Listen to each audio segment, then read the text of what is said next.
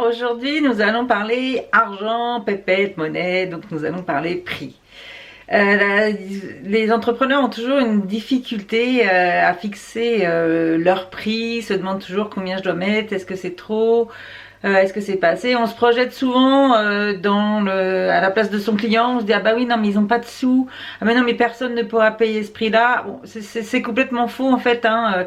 Après c'est juste une question de choix parce que quand on connaît un peu mieux son client ou qu'on le suit, on voit que des fois il dépense bien plus pour d'autres choses qui nous paraissent à nous plus futiles que pour notre offre. Donc voilà, il n'y a pas de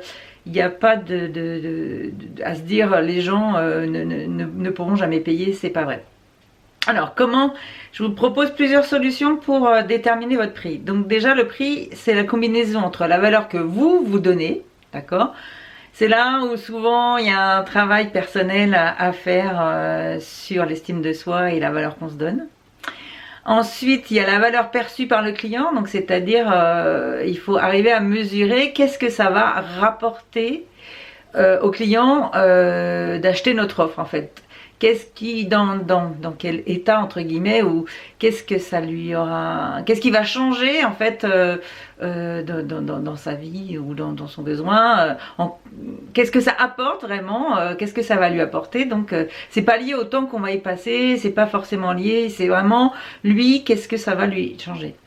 Et la troisième chose, c'est la valeur à laquelle vous sentez, enfin vous n'avez pas l'impression de travailler pour rien, quoi. C'est-à-dire que là, après, il y a un calcul monétaire à faire, c'est un calcul de rentabilité, c'est-à-dire à partir de la connaissance de vos charges, à partir de vos besoins, à partir de ce que votre entreprise doit vous rapporter. Donc là après c'est un calcul mathématique, hein. Là on est plus dans la compta ou du contrôle de gestion ou je ne sais quoi, enfin dans la finance quoi, hein, de dire bah voilà, moi mon entreprise il y a ça comme charge, pour qu'elle tourne je travaille tant pour produire, et ben combien à peu près combien chaque produit doit me rapporter, sinon l'entreprise n'est pas viable.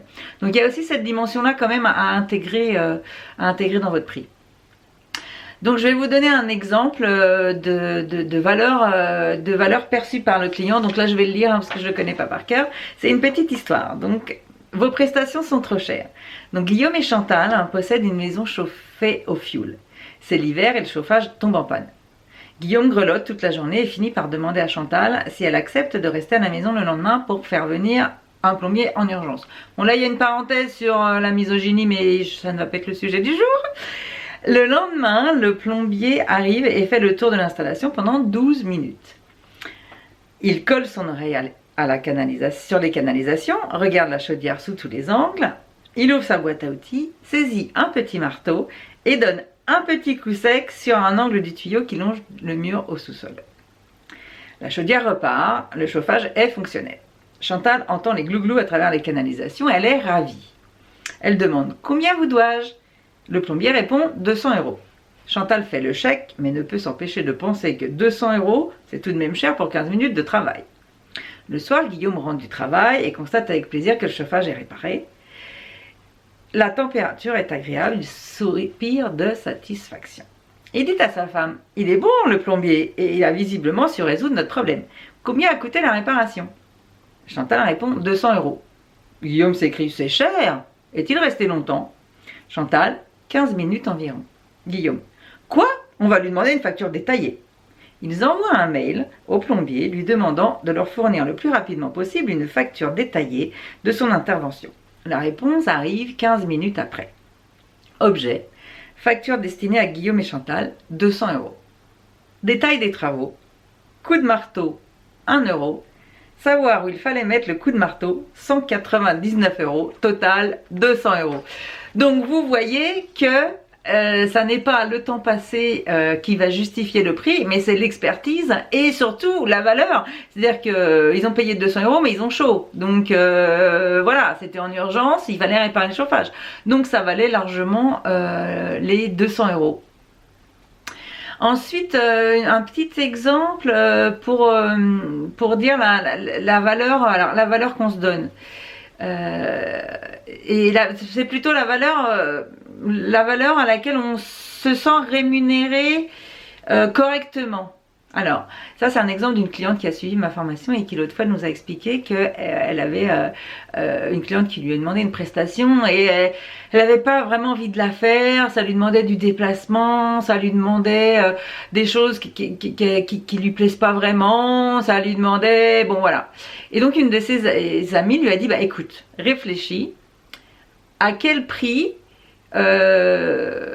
perçu cette prestation ne te coûterait pas autant finalement. À quel prix tu te dirais ouais non mais là ça vaut le coup, effectivement ça me fait du déplacement, c'est pas super éclate mais à ce prix là ça vaut le coup de la faire. Et ben voilà, ça c'est aussi une autre façon de justifier le prix. Donc elle a mis un prix élevé, la cliente a accepté, donc surprise parce qu'elle pensait que à ce prix là ça passerait pas. Comme quoi vous voyez qu'on se trompe souvent sur le prix qu'un client est capable de payer pour notre prestation. Et donc voilà, et donc bah, elle a été bien payée et la prestation ne lui a pas coûté à elle plus cher qu'elle ne lui a rapporté parce qu'elle a estimé que c'était le temps qu'elle y passait et les désagréments on va dire qu'elle avait à vivre étaient largement compensés par le prix reçu. Voilà. Donc maintenant ce que je vous invite à faire c'est de reprendre toute la liste d'hier, toutes les offres que vous avez identifiées que vous pourriez lancer et de trouver le juste prix, sans Jean-Pierre, le juste prix à mettre en face. Voilà. Vous pouvez, si vous voulez, quand même faire appel à un ami, si ça peut vous rendre service. Et bien, je vous dis à bientôt pour la suite. Bonne évaluation. Au revoir.